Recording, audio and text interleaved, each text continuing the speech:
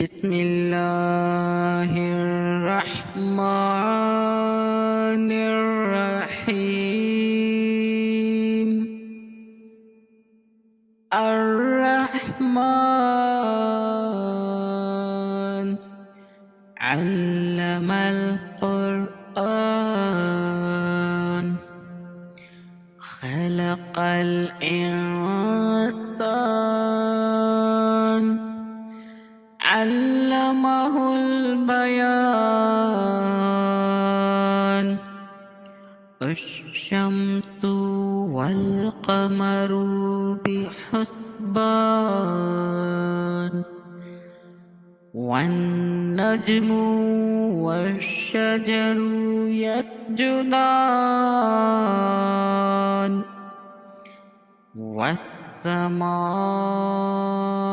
رفعها ووضع الميزان، ألا تطغوا في الميزان، وأقيموا الوزن بالقسط ولا تخسروا الميزان. والأرض وضعها للأنام، فيها فاكهة والنخل ذات الأكمام، والحب ذو العصف والريحان.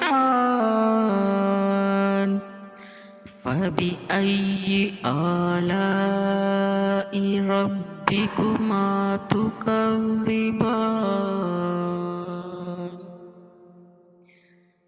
خلق الإنسان من صلصال كالفخار، وخلق الجان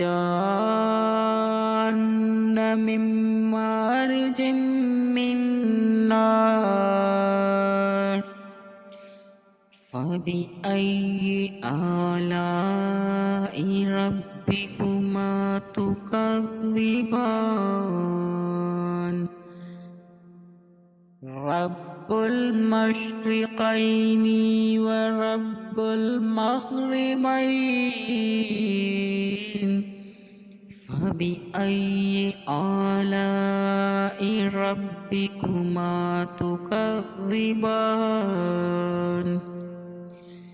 مرج البحرين يلتقيان، بينهما برزخ لا يبغيان. فبأي آلاء ربكما تكذبان؟ يخرج منهما اللؤلؤ والمرجان. فبأي آلاء ربكما تكذبان؟ وله الجوار المنشآت في البحر كالأعلام. فبأي آلاء ربكما تكذبان؟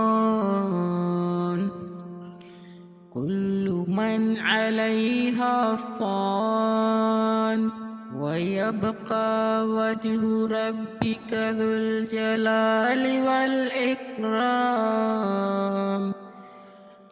فبأي آلاء ربكما تكذبان؟ يسأله من في السماوات والأرض كل يوم هو في شأن. فبأي آلاء ربكما تكذبان؟ سنفرغ لكم أيها الثقلان فبأي آلاء ربكما تكذبان يا معشر الجن والإنس إن استطعتم أن تنفذوا من أقطار السماوات والأرض فانفذوا لا تنفذون إلا بسلطان فبأي آلاء ربكما تكذبان يرسل عليكما شواظ من نار ونحاس فلا تنتصران فبأي آلاء ربكما تكذبان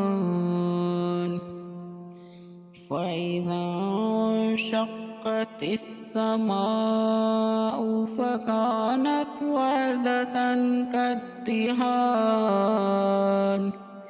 فبأي آلاء ربكما تكذبان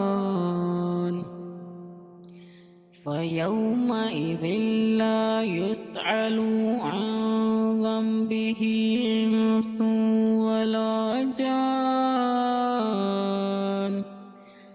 فبأي آلاء ربكما تكذبان